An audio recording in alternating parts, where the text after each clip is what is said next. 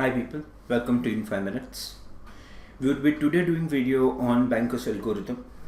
This algorithm is used for deadlock avoidance, in which each process would clearly provide list of all resources needed, and then we would assume that all resources are granted and then finally jump to a conclusion whether this is giving us safe state or unsafe. If unsafe state, that means deadlock can occur. As an end result, none of the requests would be accepted. If a safe state, in this case, deadlock may not occur, and as an end result, we will be granting all options and all requests.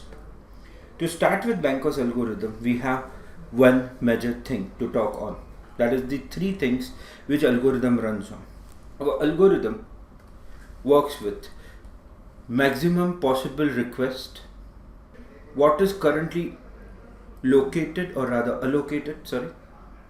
and what is available. By saying this is maximum needed to finish. This is what each each process is currently having, and this is what currently available in system. On this basis, the algorithm would be evaluated and worked further. Each request would be evaluated across one major question. That question is whether the request is less than equal to the available resource. If so, it is granted, else it is rejected. Let's go to the problem.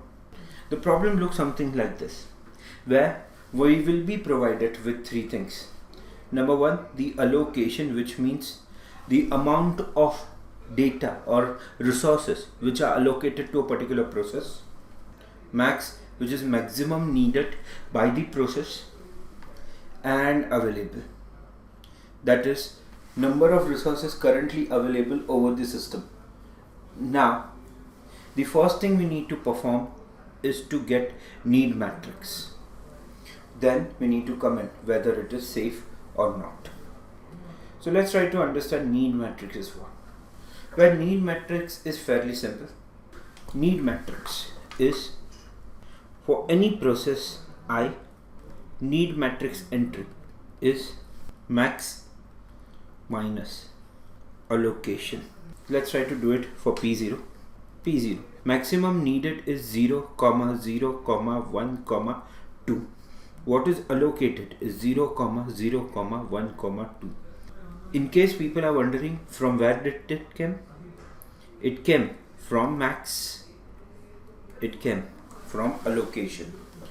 So the answer is 0, 0, 0, 0, which means all resources which are already given to P1, all resources given to P0.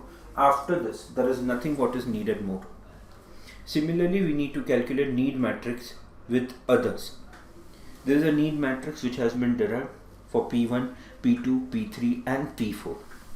Now, need matrix would be evaluated on basis of what is currently available. In other words, here we would be checking against 1, 5, 2, 0.